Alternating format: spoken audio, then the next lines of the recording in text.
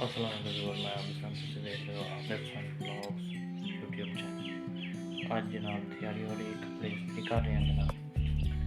तो कपड़े इस्त्री करके फिर नाल खा के फिर जाना है शहर अपने मैलसी काम है बड़ा ज़रूरी।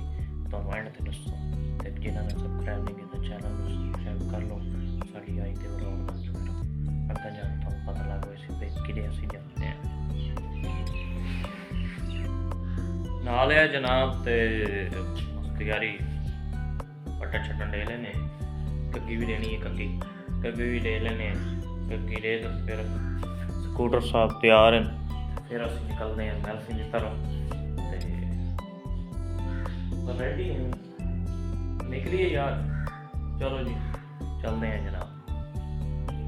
अस्सलाम वालेकुम जी। असी बैठे हैं जनाब इतने पखे का कूलर के पखे की मोटर के कोयला पाँदी है घर भी पेशा छड्डदे ने उन्होंने तो वह पाउन 10 मिनट हो गए बैठे कारीगर नहीं आता पिया फिर आ साढ़े बैठे नाल। ये जनाब दुकान है दुकान के टीवी शीवी पैन भाई टीवी शीवी पैन जी बाहर रहनी केले सेब वगैरह लगा हुआ है।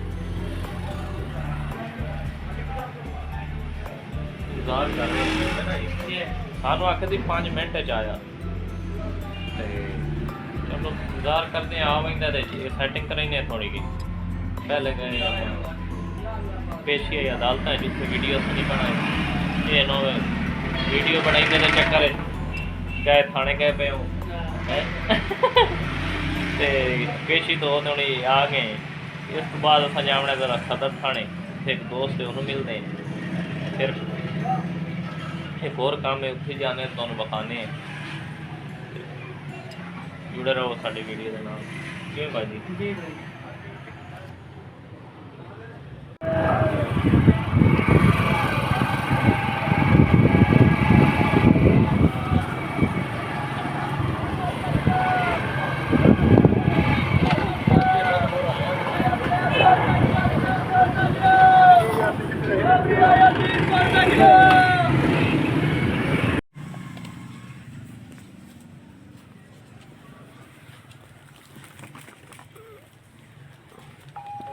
शैम्पू शैम्पू ला लेनी शैम्पू दुकान पे आए बैठे हैं जनाब जनरल स्टोर का माल खरीद रहे हैं।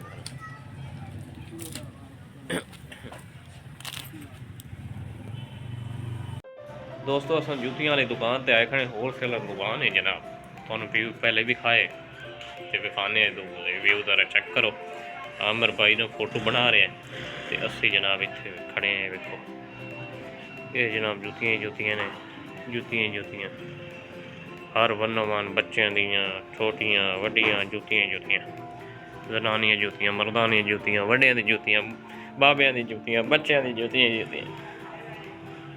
वड्डियां जुतियां छोटियां जुतियां। आमिर भाई का काम वेखो ये जनाब कितनी जुतियां लमनियां भाईजान 1.5 लाख दी 1.5 लाख दी जुतियां लमने और लोग 5 जुतियां खा लवें तो तू है सारी जुतियां खाऊंगे।